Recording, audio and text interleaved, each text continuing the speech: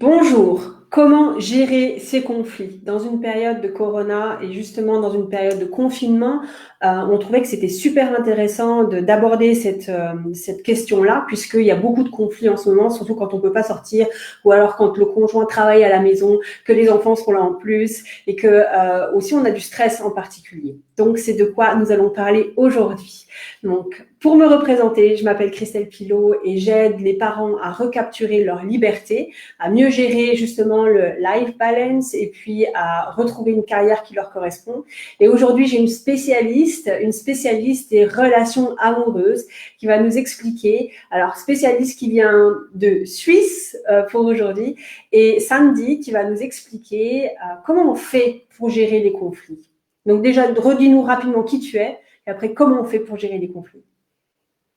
Déjà, merci Christelle pour l'invitation. Je m'appelle Sandy Kaufmann. Comme tu l'as dit, je suis basée en Suisse, à Zurich. Je suis francophone à la base et ma vocation, en fait, c'est d'aider les célibataires à s'ouvrir à nouveau à l'amour. Et pour moi, ça passe principalement par comprendre un peu les mécanismes qu'on a pu apprendre en amour et qu'on continue en fait de répéter. Il y a un petit travail à faire sur le passé. Et notamment, un élément important que j'aime bien aussi transmettre aux personnes qui sont célibataires, c'est comment faire dès que le premier conflit de couple arrive, comment faire dès que la première crise de couple arrive, parce que c'est inévitable et c'est normal. Donc voilà, c'est pour me présenter grosso modo. Et puis, peut-être pour rebondir directement sur la gestion du conflit, si c'est OK pour toi. Ouais, c'est OK pour moi. Je trouve ça super intéressant, surtout quand, en général, le premier conflit dans un couple, hein, mais il est important parce que c'est celui-là où on n'est pas trop sûr de comment ça va se passer, comment l'autre va réagir, et on met un peu tout en branle. Donc, c'est un conflit où, en général, on est d'autant plus sensible. Oui. Alors, pour moi, en fait, les conflits arrivent principalement ce que j'appelle dans cette deuxième phase de couple. Donc, quand chacun des partenaires a dit, tiens, je veux faire un bout de ma vie ensemble, j'ai envie d'habiter avec toi, de me marier, d'avoir des enfants, etc. Et c'est un muscle à entraîner parce que si vous avez des conflits, ça veut dire que c'est très sain pour votre couple. Ça veut simplement dire que vous vous oubliez pas. Donc déjà, voyez ça comme quelque chose de positif.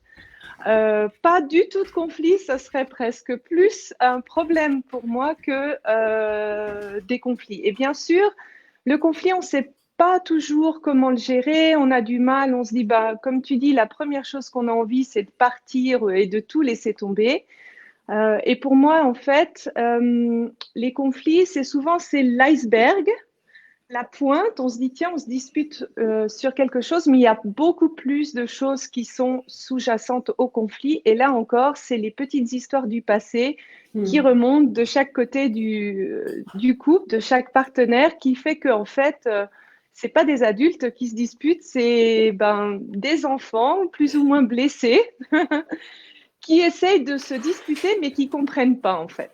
C'est pour ça que c'est souvent pas très rationnel, en fait. Hein. Quand on est en plein Oui. conflit, ça commence un peu dans tous les sens et on va commencer à reprocher des choses, se dire finalement c'est des futilités. Et souvent, on s'en souvient même plus après le conflit, on se souvient même plus comment ça a commencé. Oui. Et donc, pourquoi en fait le corona, ça fait réveiller particulièrement des conflits? Parce que ce corona, en fait, avec sa dose on parle d'une maladie déjà, il y a une grande dose d'inconnu, on sait, ça peut aussi être en lien avec ce qu'on voit de la mort, le fait qu'on est éloigné de certains proches, etc. En fait, qu'est-ce que ça fait ce corona? Ça nous réveille notre cerveau de survie, notre cerveau reptilien. Et là, c'est vraiment pas le cerveau rationnel qui est en action, c'est ce cerveau-là qui fait que on a vraiment des réactions qui sont totalement différentes face à l'inconnu, face à la maladie, face à quoi que ce soit. Donc, c'est normal des fois que vous ne compreniez pas pourquoi votre partenaire peut réagir si émotionnellement ou peut-être radicalement à certaines situations. Ça correspond vraiment à comment on a notre vision de l'inconnu, de l'insécurité, etc., etc. Je Donc, donne l'exemple de ma voisine, par exemple. Elle est sortie en masque avec le truc en plastique et pourtant, elle est toute seule dans son jardin. oui, et puis en plus, en Suisse, c'est un peu plus soft que par exemple en France, hein, parce qu'il y a une grande partie de l'audience qui, là, nous écoute de France. Donc c'est vrai que ça paraît d'autant plus étonnant. Donc en fait, il faut pas trop s'étonner si nos partenaires ou conjoints, enfin en tout cas les gens qui nous entourent, s'ils ont des comportements qu'on n'arrive plus trop à comprendre.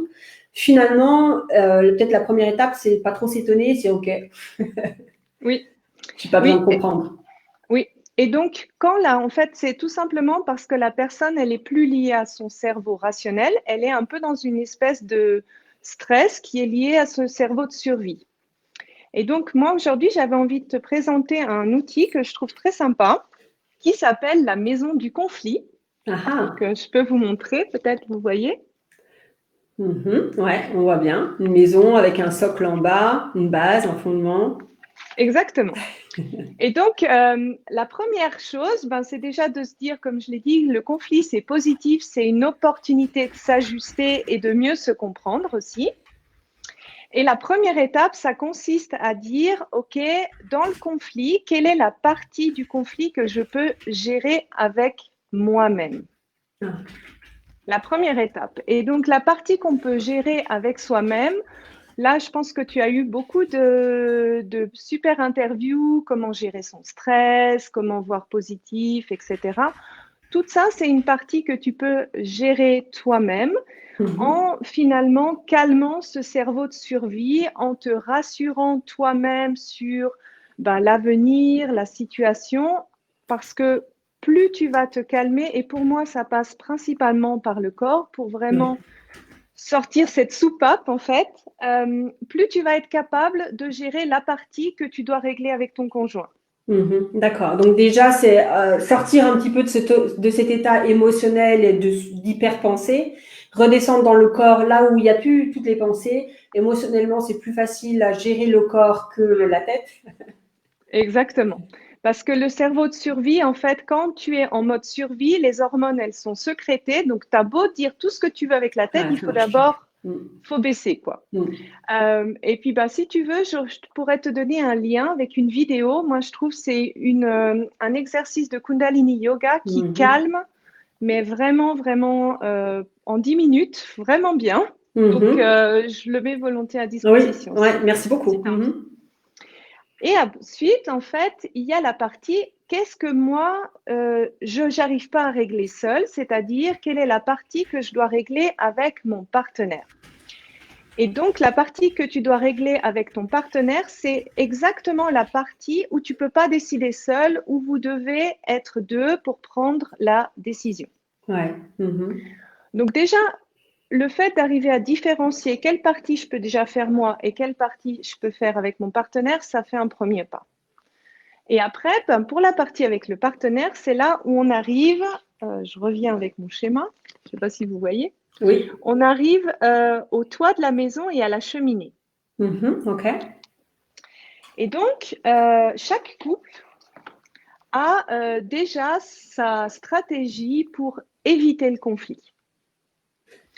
Parce qu'on a plusieurs moyens d'éviter ou d'entrer en conflit, donc ça va dans les deux sens. Et ces moyens, ils sont au nombre de 5, donc c'est ce qui constitue en fait le toit de cette maison. OK. Tu as l'aspect structurel, donc le lieu. OK.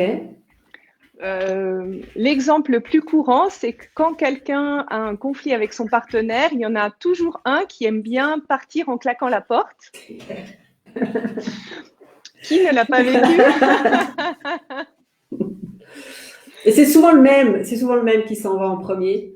Ah oui, chacun a sa technique préférée, on va dire, tu vois. Ouais. Et en fait, la première étape, c'est de prendre conscience quelles sont nos tactiques dans le couple. Alors, chacun a sa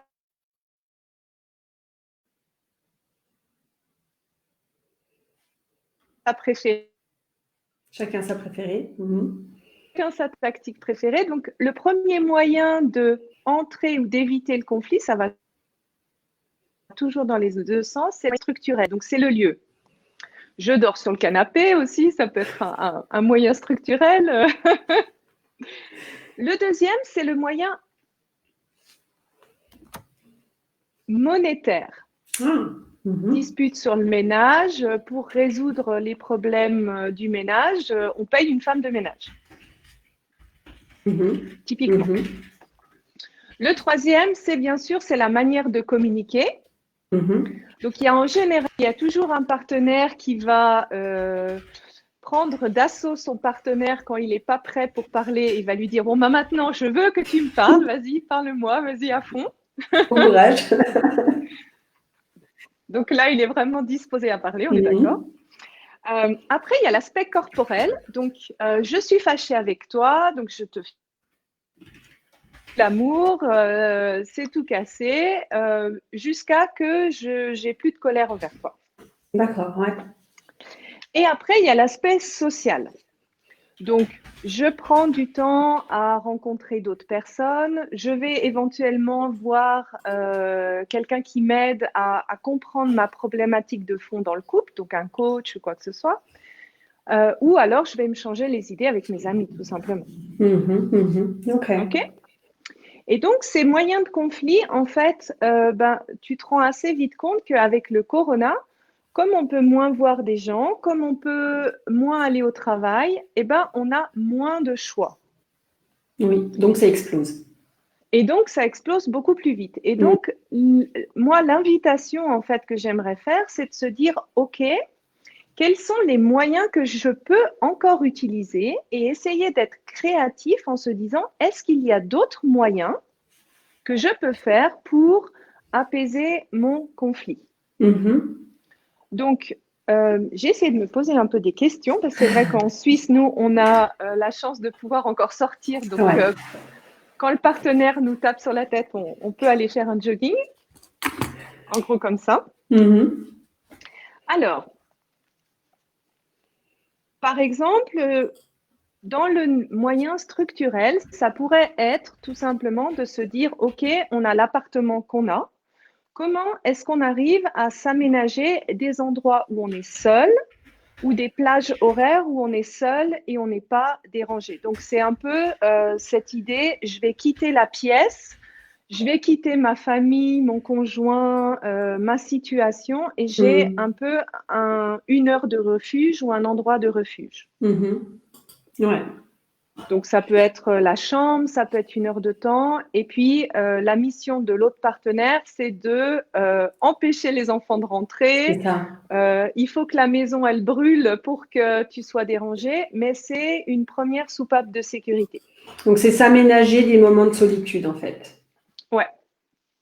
Okay. Donc, avec un lieu à toi. Ensuite, je me suis dit, par exemple, pour l'aspect, le moyen monétaire, alors là, on se dit, mais qu'est-ce qu'on peut faire? On peut se dire, par exemple, le fait d'être tout le temps à la maison, on doit cuisiner plus de fois, on doit faire beaucoup plus de choses nous-mêmes. Alors peut-être que les partenaires se disent, OK, on fait 2 à 3 fois par semaine, on va commander à manger, on fait livrer des choses, on se simplifie la vie, comme ça, ça nous évite de nous embêter, de nous engueuler sur qui va cuisiner quand.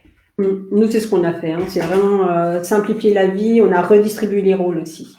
Quitte à ce que ce soit les enfants qui, de temps en temps, fassent à manger, ce qui n'est pas ce que moi je ferais.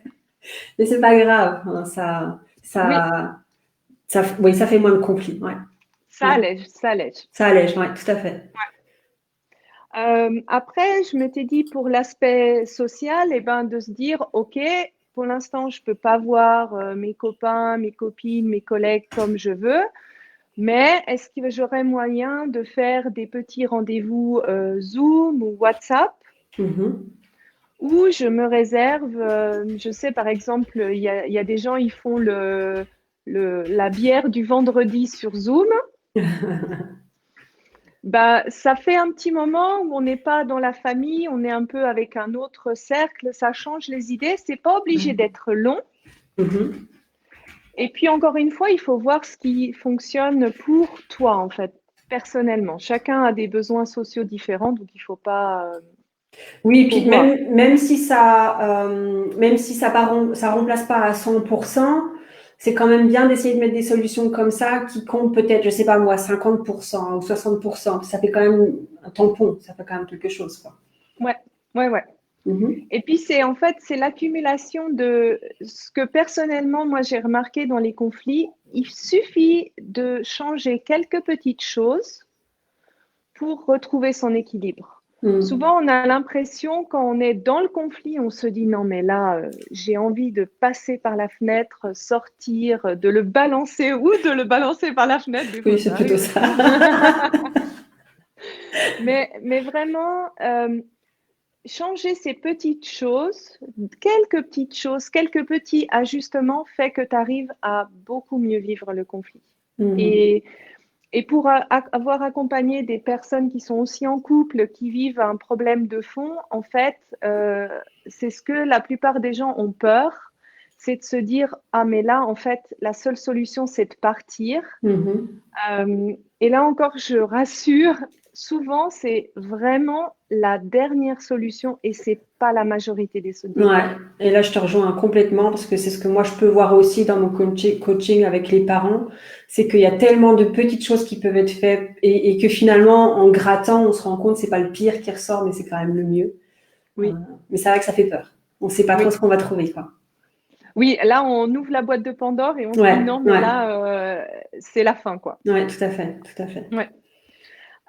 Après, pour le côté de la communication, en fait, c'est pour moi une chose très simple, ça serait d'essayer de, quand on a vraiment besoin de discuter, de se dire, OK, on se réserve un cadre de temps Mm. où chaque personne a le même temps de parole, parce qu'il y a toujours un qui parle plus que l'autre, Mm. par exemple moi. Moi aussi. Euh, et donc, et ne pas mettre, et l'objectif en fait n'étant pas de trouver une solution, mais l'objectif étant d'écouter l'autre. Mhm. Parce que quand on fait ça, en fait, on met chaque partenaire dans cette situation où on se sent écouté, on se sent aussi compris, Ouais. et puis les solutions, bah, elles viennent souvent d'elles-mêmes après cette conversation. Mm. Mm. Tout à fait. Oui, parce qu'on enlève nos défenses aussi. On sait que l'autre est là pour nous écouter. Du coup, on enlève un peu notre ego et nos défenses. Et donc, du coup, on est plus dans une réelle, enfin, pas dans une recherche de solution, mais dans une possibilité de trouver des solutions. Ouais, parce qu'on est vraiment dans la connexion, dans l'écoute de l'autre, le partage.